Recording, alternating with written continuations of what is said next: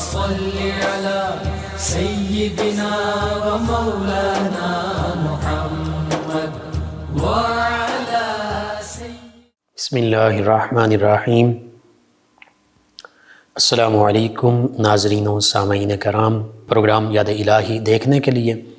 یاد الہی کے سابقہ تمام پروگرامز دیکھنے کے لیے، بالخصوص وظائف دیکھنے، سننے، جاننے اور پڑھنے کے لیے آپ ہمارے یوٹیوب چینل یاد الہی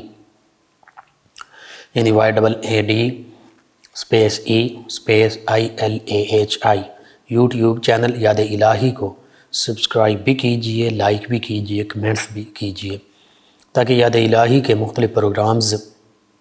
اور وظائف سے آپ کو مکمل رہنمائی حاصل ہو سکے۔ اسی طرح فیس بک پیج یاد الہی کو بھی جوائن کیجئے۔ یاد الہی پروگرامز اور وظائف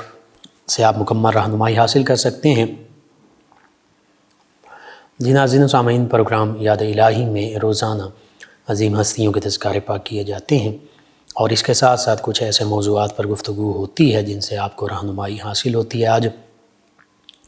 ام البنین سیدہ فاطمہ بنت حزام رضی اللہ تعالی عنہا آپ کے تذکارے خیر ہوں گے۔ اس سے پہلے کتاب الشفا سے آج کا خاص وظیفہ کمزور بچے کا روحانی علاج۔ بعض اوقات پیدائشی طور پر بچے کمزور ہوتے ہیں، بعض اوقات پیدا ہونے کے بعد کمزور ہو جاتے ہیں شیر خارگی کی عمر میں، یا یعنی 1 سے 2 سال کی عمر میں، اس کے بعد بھی بعض اوقات کمزور ہوتے ہیں۔ تو جو بچہ یا بڑا بے حد لاغر ہو، دبلا پتلا کمزور ہو، تو اس کے لیے تھوڑا سا سرسوں کا تیل لے کر 1100 مرتبہ یعنی 1100 مرتبہ اس سرسوں کے تیل پر اللہ تعالیٰ کا اسم مبارک یا جبارو یہ پڑھ کر دم کریں، اور 7 دن تک روزانہ اسی طرح دم کرتے رہیں، یعنی 1100 مرتبہ سرسوں کے تیل پر یا جبارو پڑھ کر دم کریں، اور پھر اس تیل سے روزانہ مریض کے بدن پر مالش کی جائے۔ انشاءاللہ طاقت اور توانائی جلد واپس آئے گی، کمزوری اور لاغری جو ہے وہ ختم ہو جائے گی۔ دوبارہ سماعت کر لیجئے۔ بالخصوص کمزور بچوں کا روحانی علاج، بچے ہوں، بڑے ہوں، بے حد لاغر ہوں، جسم یوں سمجھیے کہ ڈھانچہ بن چکا ہو، اور بعض اوقات ایسا ہوتا ہے کہ اس کو سنگل پسلی کہہ دیتے ہیں، یا بہت زیادہ کمزور ہو، دبلا پتلا ہو، تو ایسی حالت میں، اور اگر بڑوں کا معاملہ بھی ایسا ہو، تو بچوں اور بڑوں کے لیے تھوڑا سا سرسوں کا تیل لے کر جتنا ضرورت ہے، جس سے 8-10 دن مالش کی جا سکے، اور اس تیل پر 1100 مرتبہ 1100 مرتبہ اللہ تعالیٰ کے اسم مبارک یا جبارو پڑھ کر دم کریں، اور 7 دن تک یہ عمل کریں، یعنی روزانہ 7 دن تک 1100 مرتبہ یا جبارو اللہ تعالیٰ کے اسم مبارک پڑھ کر اس تیل پر دم کرتے رہیں۔ پھر اسی تیل سے، سرسوں کے تیل سے روزانہ مریض کے جسم پر مالش کی جائے۔ انشاءاللہ طاقت اور توانائی بھی جلد بحال ہو جائے گی، کمزوری بھی ختم ہو جائے گی، اور دبلا پن جو ہے وہ بھی ختم ہو جائے گا۔ کمزوری، لاغری، دبلا پن، پتلا پن، ویکنس، یہ سب کچھ ٹھیک ہو جائے گا۔ یہ ام الصبیان اور دیگر بھی جتنی بیماریاں ہیں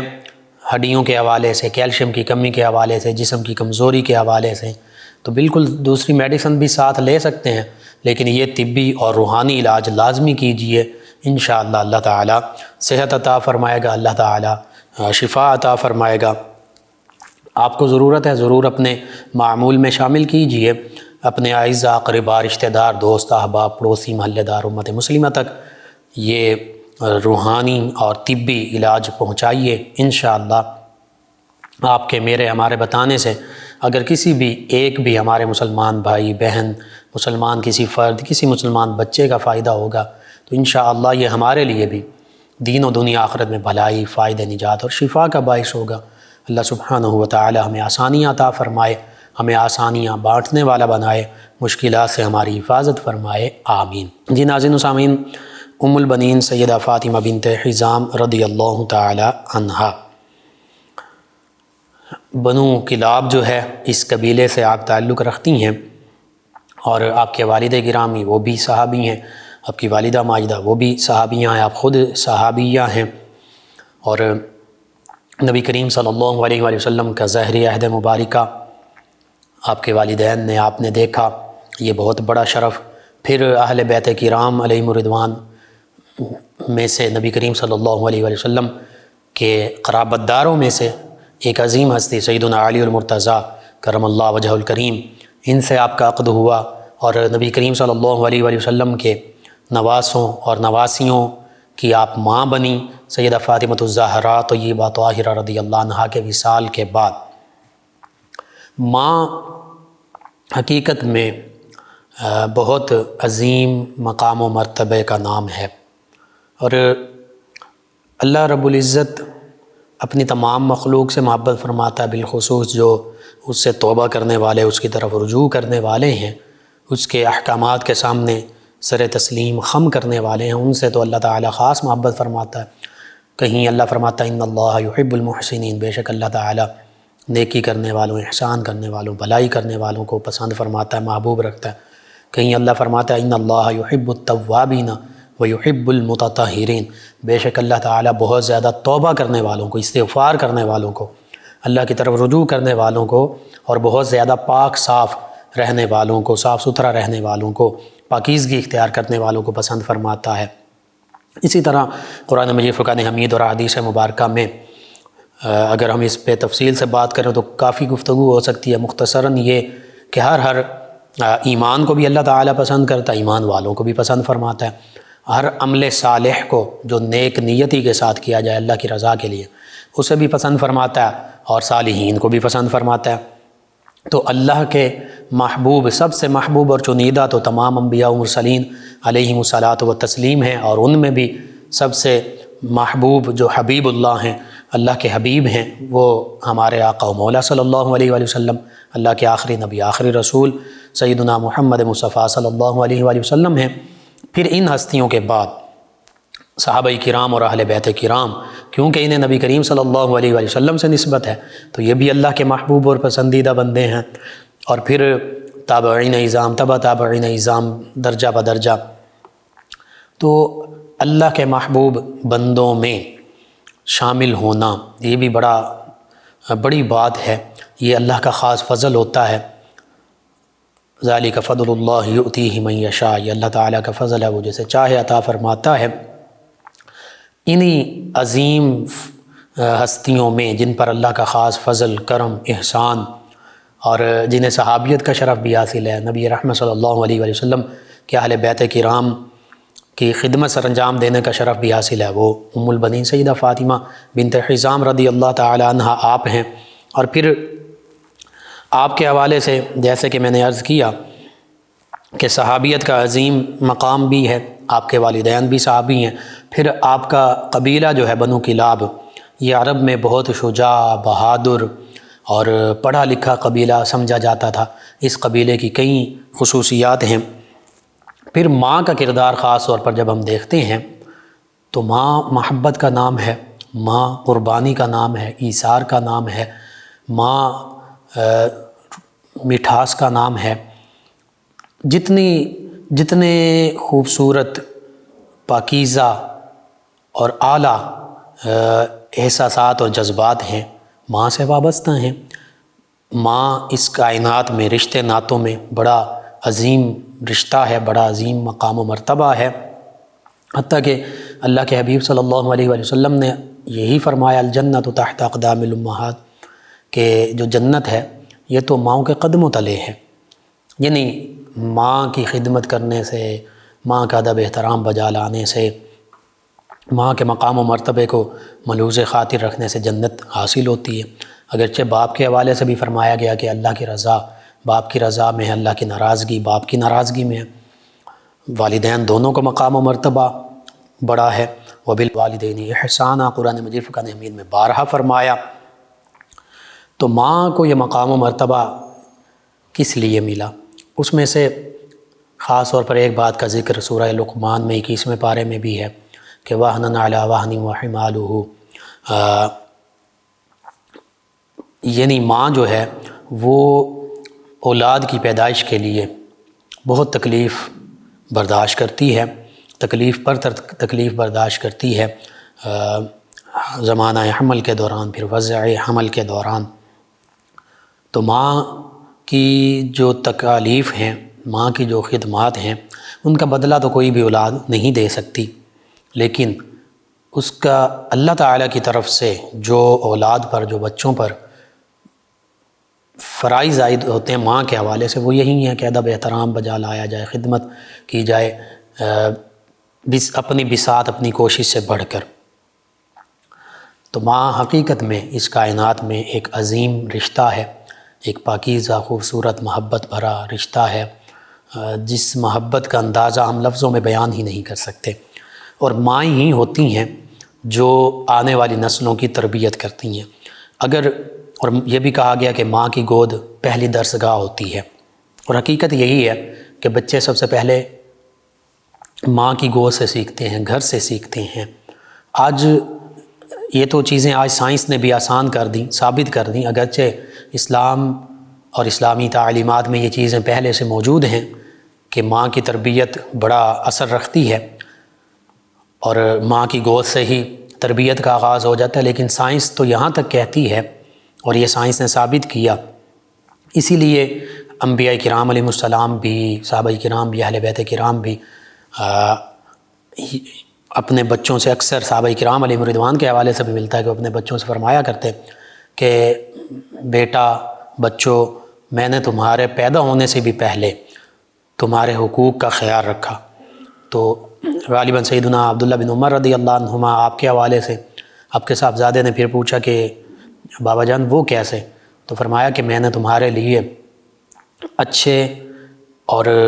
نیک خاندان سے ماں کا انتخاب کیا، یعنی اپنی جو زوجہ چنی، جو تمہاری ماں بنی، وہ میں نے تمہارے لیے، تاکہ میری آنے والی اولاد بھی نیک ہو، اعلیٰ کردار کی حامل ہو۔ تو حقیقت یہ ہے کہ جب یہ ہم چیزیں دیکھتے ہیں تو اسلام تو اتنا پہلے سے ہمیں اس بات کی طرف حکم بھی دے رہا ہے، اشارہ بھی کر رہا ہے، تنبیہ بھی کر رہا ہے، اور حدیث مبارکہ میں بھی ملتا ہے کہ جب بھی نکاح کرو تو تم دینداری کو ترجیح دو۔ باقی چیزیں بھی دیکھی جاتی ہیں، ٹھیک ہے، ضروری ہیں، لیکن ترجیح جب بھی دی جائے دینداری کو، نیکی کو، احسان کو، بھلائی کو ترجیح دی جائے، تاکہ آنے والی نسل جو ہے وہ بھی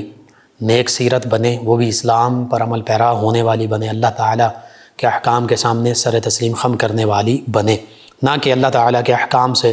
منہ موڑنے والی وہ نسل بنے۔ تو یہی معاملہ ہمیں نبی رحمت صلی اللہ علیہ وآلہ وسلم، آپ کے صحابہ کرام، اہل بیت کرام، ان کی زندگیوں میں نظر آتا ہے۔ آپ دیکھ لیجئے تمام امہات المومنین رضی اللہ عنہ عظمت، رفعت اور شان کے اعلیٰ مقام پر فائز ہیں۔ ام المومنین سیدہ خدیجہ الکبریٰ رضی اللہ عنہ، جن کا لقب ہی طاہرہ تھا، ام المومنین سیدہ عائشہ رضی اللہ عنہ جو صدیقہ بھی کہلاتی ہیں، صدیق باپ کی صدیقہ بیٹی، اسی طرح صحابہ کرام علیہ رضوان کے حوالے سے۔ اور پھر یہی وجہ تھی کہ ان ہستیوں سے جو آگے نسل پاک چلی، آقا کریم صلی اللہ علیہ وآلہ وسلم کی نسل پاک تو اہل بیت کرام میں سے ہیں، تو عظمت اور رفعت اور شان والی پھر صحابہ کرام علیہ رضوان کی اولادیں، ان میں سے جنہوں نے نبی کریم صلی اللہ علیہ وآلہ وسلم کی زیارت کی، ظاہر عہد مبارکہ پایا، چاہے کم سن تھے وہ بھی صحابیت کا شرف پا گئے، اور جنہوں نے ظاہری عہد مبارکہ نہیں پایا وہ تابعین کا عظیم مرتبہ انہوں نے پا لیا، یوں ہی درجہ بدرجہ۔ اور ایک وقت تھا ان عظیم ہستیوں کہ تو ہمیں بالکل نظر آ رہا ہے، پتہ ہے کہ معاملات ایسے تھے کہ والدین، والد بھی والدہ بھی عظمت، رفعت اور شان کے مقام پر فائز۔ اور ایک وقت ایسا بھی تھا مسلمانوں میں کہ مسلمان حکمران جب اپنے بیٹوں کی شادی کرنا چاہتا ہے، عباسی خلیفہ ہارون الرشید، مامون اور امین کی شادی کرنی ہے، تو اب اس نے یہ اعلان کیا، پہلے یہ کہا گیا کہ اس گھرانے میں شادی کریں گے جہاں حافظہ ہوں گی، تو ہر گھر میں کوئی نہ کوئی حافظہ تھیں، یعنی قرآن پاک کی مکمل یاد کرنے والی بچیاں موجود تھیں ہر گھرانے میں۔ پھر یہ کہا گیا، خاص طور پر اس بات کا تو ذکر ملتا ہے کہ موطا امام مالک، چونکہ موطا امام مالک اس دور میں تک رائج ہو چکی تھی، سیدنا امام مالک رضی اللہ عنہ نے حدیث کی یہ پہلی کتاب جو ریٹن شکل میں موجود تھی، تو کہا کہ جس گھرانے میں کوئی بچی جو ہے وہ موطا امام مالک کی حافظہ ہوگی، اس سے اپنے بیٹوں کی میں شادی کروں گا۔ تو یہ اپنے دور کے ایک حکمران، اس کا اگر مطمع نظر یہ ہے، اس کی سوچ یہ ہے، تو پھر اس عوام کی سوچ اس دور کی کیا ہوگی؟ اسلامی تعلیمات کے حوالے سے، رشتے ناتوں کے حوالے سے، ماؤں کے انتخاب کے حوالے سے۔ لیکن آج ہمارا المیہ ہے کہ ہم باقی ساری چیزیں دیکھ رہے ہوتے ہیں، رشتے ناتوں میں بڑی بڑی ڈیمانڈز دونوں طرف سے ہوتی ہیں، الا ماشاء اللہ جو اسلام کی تعلیمات سے کو جاننے والے ہیں اور پھر اس پر اللہ کی رضا کی خاطر عمل کرنے والے ہیں، ان کے سوا عام طور پر جو معاشرے کی میں بات کر رہا ہوں، ہمارا المیہ ہے، بڑے دکھ سے یہ بات کرنا پڑتی ہے، اور حقیقت یہی ہے کہ دونوں طرف سے مال و دولت، حسن و جمال، حسب نسب، ہر چیز دیکھی جاتی ہے، ایجوکیشن ہو، ویل سیٹلڈ ہو، پراپرٹی ہو، بینک بیلنس ہو، فلاں ہو، لیکن عام طور پہ یہ نہیں دیکھا جاتا کہ کیا وہ نیک سیرت بھی ہے، کیا کوئی اسلام کی تعلیم بھی رکھتی ہے، حافظہ ہے، عالمہ ہے، قاریہ ہے، کوئی محدثہ ہے، حدیث کا علم رکھتی ہے، فقیہہ ہے، یا دوسری جانب حافظ ہے، عالم ہے، فقیہ ہے، محدث ہے، کوئی اللہ کا ولی ہے، اللہ کی بارگاہ میں رجوع کرنے والا ہے؟ نہیں، یہ چیزیں نہیں آج کاؤنٹ کی جاتی۔ حالانکہ آقا کریم صلی اللہ علیہ وآلہ وسلم نے یہی ارشاد فرمایا تھا کہ جب بھی رشتے ناتے کرنے لگو، نکاح میں دینداری کو ترجیح دو، اس کے سوا حسن و جمال، حسب نسب، اعلیٰ خاندان، مال و دولت، اس کے حوالے سے بالکل ملتا ہے حدیث مبارکہ میں کہ جو صرف ان چیزوں کو دیکھے گا وہ اس کے کام نہیں آئیں گی۔ تو آج اس چیز سے ہم دور ہو گئے بحیثیت مجموعی تمام امت مسلمہ، کیا حکمران، کیا عوام، اور سبھی طبقات، اب ہر ایک طبقے کا علیحدہ نام لینے کی ضرورت بھی نہیں ہے، ہر طبقہ، ہر ایک کا یہی معاملہ ہو گیا کہ بس مال و دولت دیکھنی ہے، یا حسن و جمال دیکھنا ہے، یا اعلیٰ خاندان دیکھنا ہے۔ بعض کا بچیاں،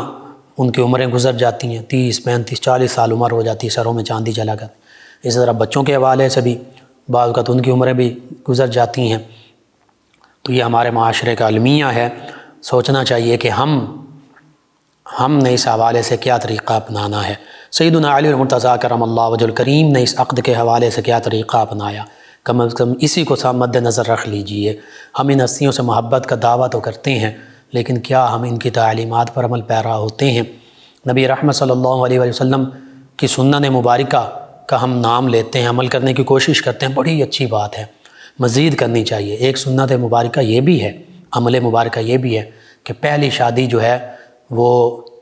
بیوہ سے کی جائے۔ آقا کریم صلی اللہ علیہ وسلم نے اپنا پہلا عقد بیوہ سے فرمایا۔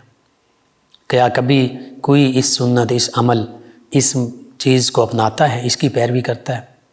نہیں۔ اسی طرح سیدنا علی المرتضیٰ کرم اللہ وجہ الکریم کا عقد ان سے کیسے ہوا؟ جب سیدہ فاطمہ الزہرا طیبہ طاہرہ رضی اللہ عنہ ان کا وصال ہوا، تو ان کے ظاہری حیات مبارکہ میں ان کے ہوتے ہوئے سیدنا علی المرتضیٰ کرم اللہ وجہ الکریم نے دوسرا عقد نہیں کیا۔ جب ان کا وصال ہوا 11 ہجری میں، تو شہزادے سیدنا امام حسن حسین رضی اللہ عنہما، ان کی عمریں بھی ترتیب 8-7 سال تھیں۔ سیدہ زینب رضی اللہ عنہ وہ ان سے بھی کم عمر، اور پھر سیدہ رقیہ، سید ام کلثوم، یہ شہزادیاں نبی کریم صلی اللہ علیہ وسلم کے پیارے نواسے نواسیاں کم عمر تھے۔ تو اب ان کی دیکھ بھال، گھر کے معاملات، تو کسی خاتون خانہ کی ضرورت تھی۔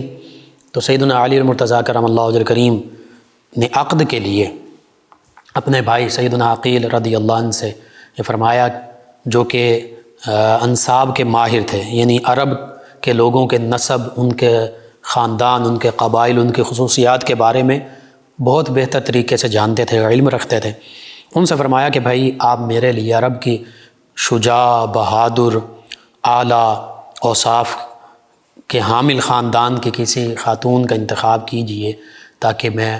ان سے عقد کروں اور پھر میرے گھر کے جو آئلی معاملات ہیں یہ چلیں، گھر کی دیکھ بھال، بچوں کی دیکھ بھال کا انتظام ہو۔ سیدنا عقیل رضی اللہ عنہ انہوں نے اس خاندان کا ذکر کیا جو سیدنا حزام رضی اللہ عنہ اور سیدہ ثمامہ رضی اللہ عنہ کا خاندان تھا، بنو کلاب، اور کہا کہ عرب میں یہ بہت بہادر، شجاع، پڑھا لکھا، اعلیٰ اوصاف کا حامل قبیلہ ہے، تو آپ اس خاندان میں عقد کیجئے۔ سیدنا علی المرتضیٰ کرم اللہ وجہ الکریم نے سیدنا حزام رضی اللہ عنہ سے اس حوالے سے بات کی کہ آپ اپنی صاحبزادی کا عقد مجھ سے کر دیجئے۔ سیدنا حزام رضی اللہ تعالی عنہ نے اپنی زوجہ سیدہ ثمامہ یا سیدہ لیلہ رضی اللہ عنہ، یہ بھی صحابیاں ہیں، ان سے اس چیز کا ذکر کیا، اپنی صاحبزادی ام البنین سیدہ فاطمہ ان سے مشورہ کیا۔ سبھی گھرانے نے خوشی خوشی اس رشتے کو قبول کیا، کیونکہ نبی کریم صلی اللہ علیہ وآلہ وسلم کے چچا زاد بھائی، چوتھے خلیفہ راشد ابھی تو نہیں بنے، لیکن نبی کریم صلی اللہ علیہ وآلہ وسلم کے قرابت داروں میں سے ہیں، خانوادے سے تعلق رکھتے ہیں، صحابہ کرام علیہ رضوان میں بڑا عظیم شرف اور مقام رکھتے ہیں، تو ان عظمتوں، رفعتوں کو مد نظر رکھتے ہوئے اس گھرانے نے فوراً بخوشی اس رشتے کو قبول کیا، اور یوں سیدہ ام البنین سیدہ فاطمہ بنت حزام رضی اللہ عنہ ان کا عقد سیدنا علی المرتضیٰ کرم اللہ وجہ الکریم سے ہوا۔ اب اسی عقد کے حوالے سے کہ سیدنا علی المرتضیٰ کرم اللہ وجہ الکریم نے اسی چیز کو پسند کیا کہ اعلیٰ اوصاف، نیک اخلاق، کردار والا گھرانہ ہو، تو وہ صحابہ کرام ہی کا گھرانہ تھا، اسی گھرانے میں سے، بنو کلاب کے اس گھرانے میں سے جو علم میں، حکمت میں، بزرگی میں، پھر صحابیت کا شرف چونکہ ان ہستی کو بھی حاصل ہے، ان کے والدین کو بھی، اور پھر شروع سے ہی شجاع ہے، بہادر ہے، یعنی سیدنا علی المرتضیٰ کرم اللہ وجہ کریم یہ چاہتے ہیں کہ میری جو آنے والی اولاد ہو وہ نیک ہو، اعلیٰ اخلاق کی حامل ہو، اعلیٰ کردار کی حامل ہو، شجاع ہو، بہادر ہو، اللہ کے راستے میں لڑنے والی ہو، تو یہ ساری صفات پہلے سے دیکھیں سوچ رکھی ہیں، اس لیے ایک عظیم نیک ماں کا انتخاب اپنے آنے والی اولاد کے لیے کیا جا رہا ہے۔ یہی آج ہمارے لیے بھی درس اور سبق موجود ہے، اس میں درس موجود ہے۔ اسی طرح جب یہ ہستیاں آئی ہیں، ان کا نام بھی چونکہ فاطمہ ہے، تو انہوں نے آ کر سیدنا علی المرتضیٰ کرم اللہ وجہ کریم اپنے شوہر نامدار سے یہ عرض کیا کہ اے میرے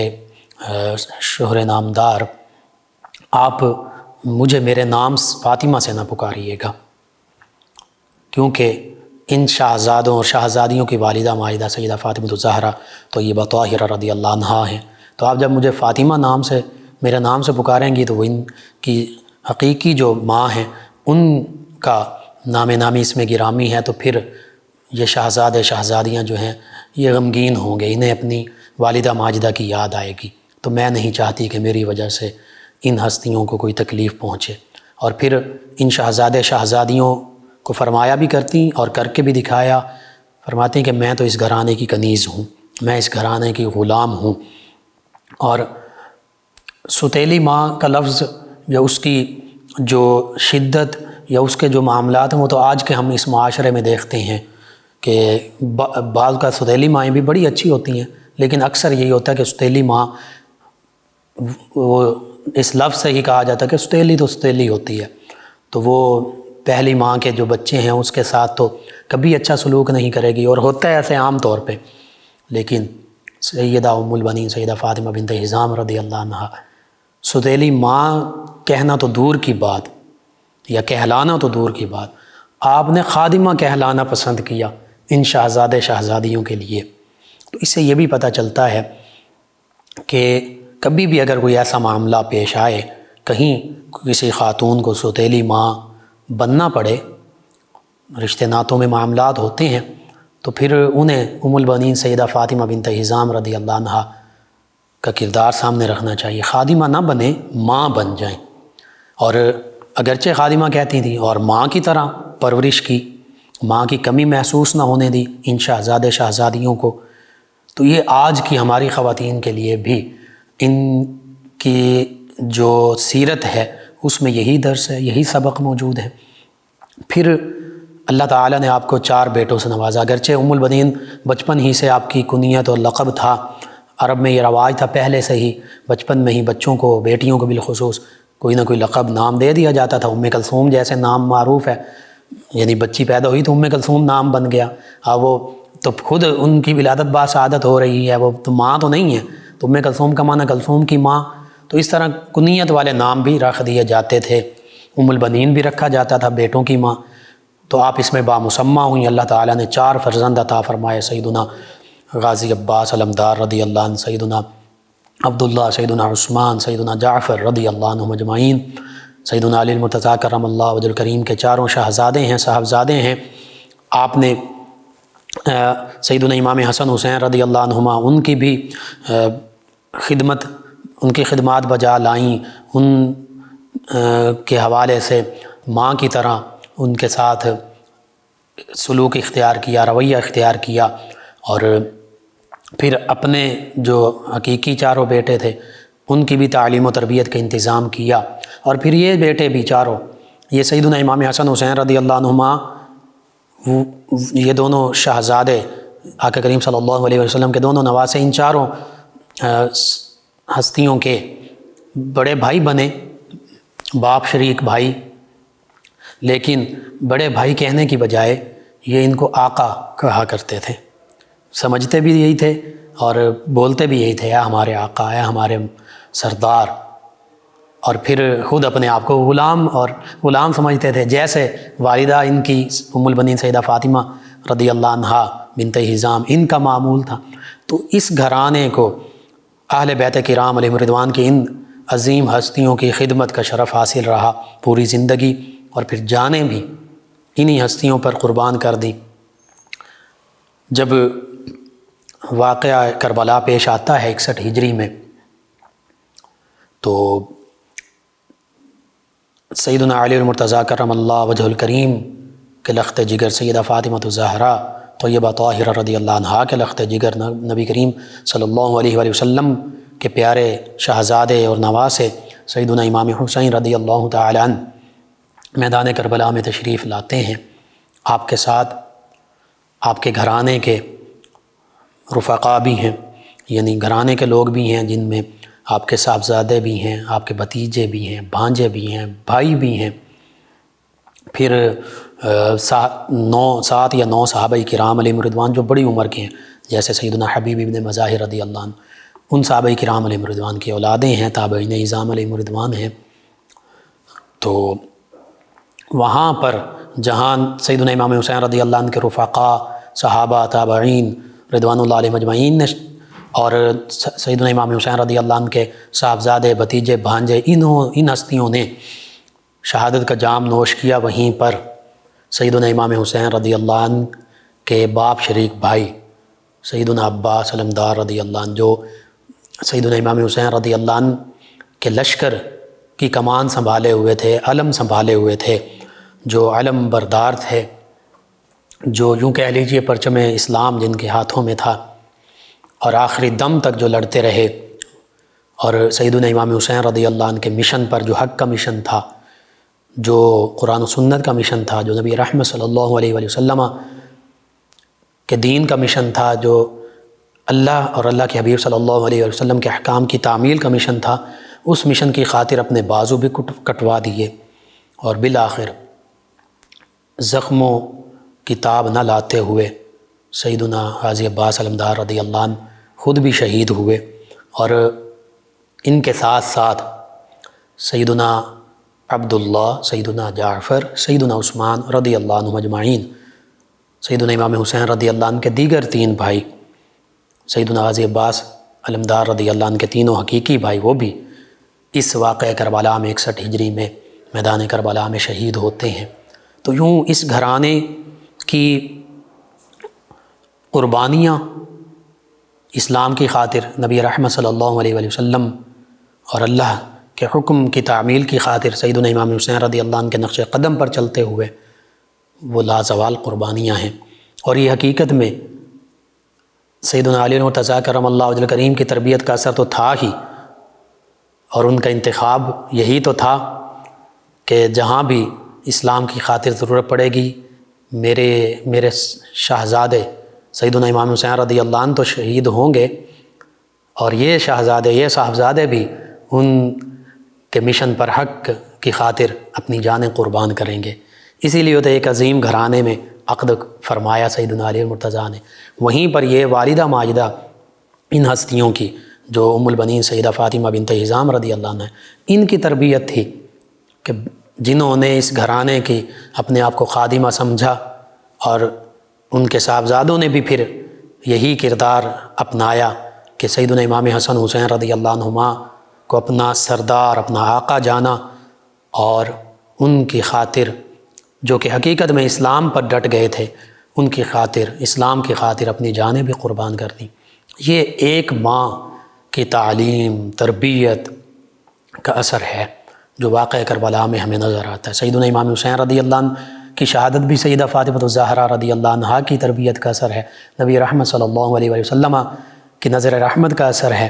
سیدنا علی المرتضیٰ کرم اللہ وجہ کریم کی تربیت کا اثر ہے، اللہ کا خاص فضل و کرم ہے۔ اسی طرح ان ہستیوں پر بھی، انہی ہستیوں کے تصدق سے، اور پھر بالخصوص ان کی والدہ ماجدہ سیدہ ام البنین سیدہ فاطمہ بنت حزام رضی اللہ عنہ کی تعلیم و تربیت تھی کہ جس طرح انہوں نے پوری زندگی ان کی تعلیم و تربیت کی، وہ واقعہ کربلا میں ہمیں نظر آتی ہے۔ تو پتہ چلا کہ ماں حقیقت میں بڑی عظیم رتبے کی مالک ہستی ہے۔ اگر ماں نیک ہو تو پھر آنے والی نسلیں یوں ہی نیک ہوتی ہیں، اسلام پر کاربند ہونے والی، حتیٰ کہ اپنی جانیں قربان کرنے والی ہوتی ہیں۔ آج ضرورت اس امر کی ہے کہ آج کے ہمارے اسلامی معاشرے میں، پوری امت مسلمہ میں، جب ہم بچوں کے لیے ماں کا انتخاب، یعنی اپنے لیے بیوی کا انتخاب کر رہے ہوں، اور اسی طرح دوسری جانب بچوں کے لیے والد کا انتخاب، یعنی شوہر کا انتخاب کر رہے ہوں، تو پھر باقی چیزیں دیکھیے،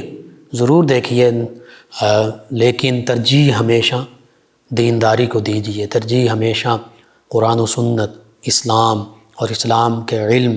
رکھنے والے کو، اسلام پر با اخلاص کے ساتھ عمل کرنے والے کو دیجیے، اور عمل کرنے والی کو دیجیے۔ پھر دیکھیے آنے والی نسل کیسے حقیقت میں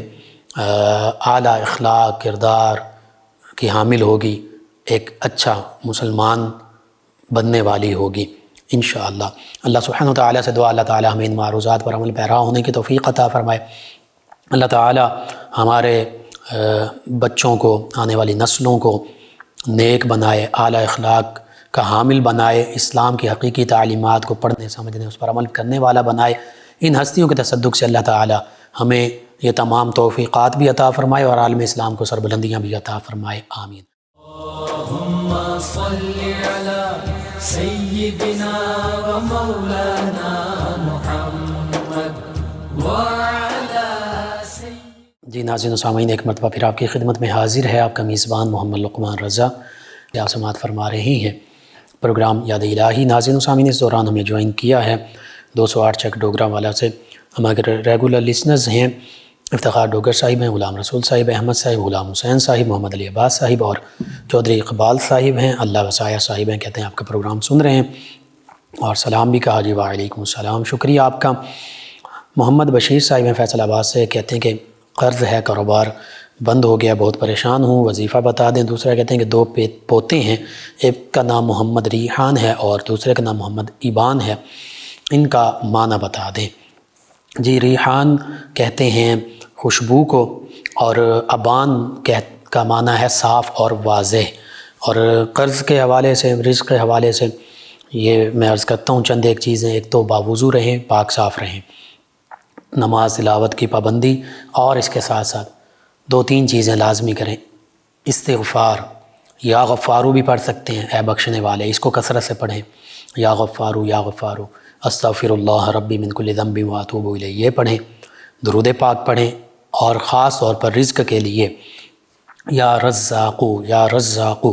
کبھی درود پاک پڑھتے رہیں، کبھی استغفار پڑھتے رہیں، کبھی یا رزاقو پڑھتے رہیں، انشاءاللہ اللہ تعالیٰ بہتری فرما دے گا۔ اللہ سے دعا مانگیں رو کر، انشاءاللہ اللہ تعالیٰ بہتری فرمانے والا ہے۔ ایک اور لسنر ہیں، کہتے ہیں السلام علیکم بھائی۔ جی وعلیکم السلام۔ انہوں نے کہا کہ اللہ سے دوستی کرنے اور اس کا قرب حاصل کرنے کا طریقہ بتا دیں، اور کوئی ایسا عمل اور وظیفہ بتا دیں جو اللہ اور اس کے رسول صلی اللہ علیہ وآلہ وسلم کو سب سے زیادہ پسند ہو۔ جی میں عرض کرتا ہوں، میرے لیے بھی، آپ کے لیے بھی، ساری امت مسلمہ کے لیے، سب سے پہلے تو ہم قرآن و حدیث، فقہ، جو ضروری چیزیں ہیں ان کا علم کسی بھی مستند عالم دین یا عالمہ یا جو مستند کتب ہیں ان سے حاصل کریں جو ضروری ہے، عقیدے کے حوالے سے، عمل کے حوالے سے، عقیدہ یعنی توحید، رسالت، فرشتے، کتب سماویہ اور ساری باقی چیزیں، یوم آخرت، اور یہ ضروری عقائد، بنیادی عقائد۔ اسی طرح بنیادی معمولات، عبادات، معاملات، یعنی نماز، روزہ، حج، زکوٰۃ، نکاح، طلاق، کاروبار، جو چیزیں جن سے ہمارا واسطہ پڑتا ہے، سب سے پہلے تو علم حاصل کریں، پھر اس علم پر عمل پیرا ہونے والے بنیں مکمل طور پر، اور اللہ کی رضا کی خاطر عمل کرنے والے بنیں۔ یہ سب سے پہلا عمل ہے اللہ کا قرب پانے کا، دوستی کرنے کا۔ اس کے ساتھ ان چیزوں کے حاصل ہوتے ہوئے علم، عمل اور اخلاص، ان کے ساتھ ساتھ کسی کامل مرشد کی بیعت ہوں، کامل مرشد ہوں، باشرع ہوں، غیر شرع نہ ہوں، اور ان کے بتائے ہوئے اوراد و وظائف، ذکر ہے، چاہے وہ زبان سے ذکر ہے، پاس انفاس، سانس سے ذکر ہے، ذکر خفی یعنی ذکر قلبی ہے، دل سے ذکر کرنا، اور پھر آگے اگر کسی آپ سلسلے میں بیعت ہیں تو اس کے مراقبات اور اسباق اور وہ چیزیں یہ حاصل کریں۔ ورنہ کم از کم گھر میں ہیں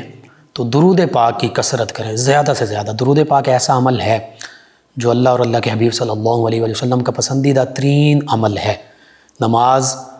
قرآن پاک کی تلاوت، پاکیزگی اختیار کرنے کے بعد درود پاک کی کثرت کریں، کثرت سے درود پاک پڑھیں، اور نبی رحمت صلی اللہ علیہ وسلم کے روضہ مبارکہ کا تصور کر کے درود پاک پڑھیں۔ نبی کریم صلی اللہ علیہ وسلم کی بارگاہ میں آنکھیں بند کر کے صلاۃ و سلام کے نذرانے پیش کریں، اور نبی کریم صلی اللہ علیہ وسلم کا استغاثہ اللہ کی بارگاہ میں پیش کریں۔ اللہ کی بارگاہ میں تنہائی میں سجدہ ریز ہو کر، رو کر، گر گڑا کر توبہ کریں، گناہوں کی معافی مانگیں، اللہ سے دعائیں مانگیں، جو بھی آپ کے دل کی التجائیں ہیں وہ کریں، تہجد پڑھیں۔ انشاءاللہ اللہ تعالیٰ اپنے حبیب مکرم صلی اللہ علیہ وسلم کے وسیلے سے اپنا قرب عطا فرمائے گا۔ ان کے علاوہ میں جوائن کیا ہے شاکر احمد صاحب مکوانہ سے، کہتے ہیں پروگرام بہت اچھا ہے، اور پیٹ کے حوالے سے انہوں نے ذکر کیا کہ نماز پڑھنے لگتا ہوں تو محسوس ہوتا ہے کہ شاید وضو ٹوٹ جائے گا، اور تھوڑی ہی دیر کنٹرول رہتا ہے، اور بعض کا ٹوٹ بھی جاتا ہے وضو۔ تو اس کے لیے کہتے ہیں کوئی علاج، وظیفہ اور ہدایت، احتیاط بتا دیں۔ جی میں عرض کرتا ہوں، اس حوالے سے یہ ہے کہ اگر نماز کے دوران ایسا معاملہ ہو جائے، وضو ٹوٹ جائے، تو اس کا طریقہ یہ ہوتا ہے، جماعت میں کھڑے ہیں یا جماعت کے علاوہ آپ اپنی نماز پڑھ رہے ہیں تو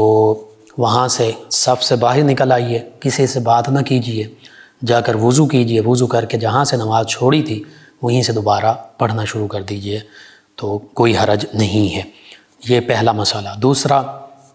اگر یہ ایک شرعی عذر بن چکا ہے، یعنی پکا معاملہ ایسا ہو چکا ہے،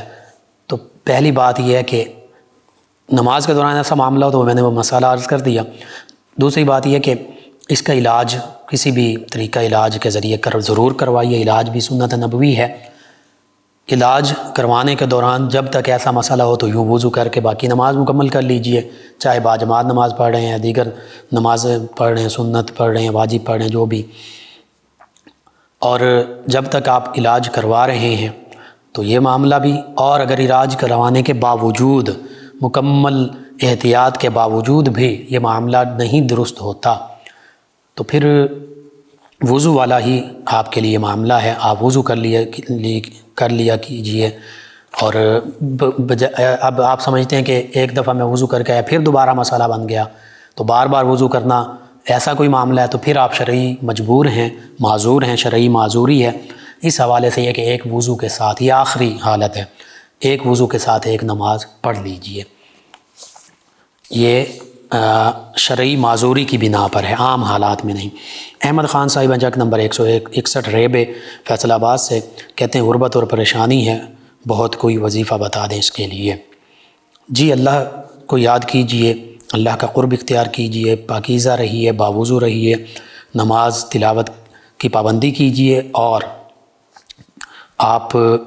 یا مسبب الاسباب بھی پڑھ سکتے ہیں، یا رزاقو اس کو کثرت سے پڑھیے، یا غفارو کثرت سے پڑھیے، انشاءاللہ اللہ تعالیٰ بہتری فرما دے گا۔ ان کے آپ تمام ویورز لسنرز کا شکریہ، آپ نے ہمیں جوائن کیا، پروگرام یاد الہی میں شامل ہوئے، اپنے فیڈ بیک سے ہمیں آگاہ کیا۔ ناظرین و سامعین، پروگرام یاد الہی کا وقت ختم ہو جاتا ہے، انشاءاللہ کل صبح دوبارہ آپ سے ملاقات ہوگی۔ پروگرام یاد الہی میں اپنے میزبان محمد لقمان رضا اور ہماری ٹیم کو اجازت دیجیے۔ اللہ نگہبان۔ اللہم صلی علی سیدنا و مولانا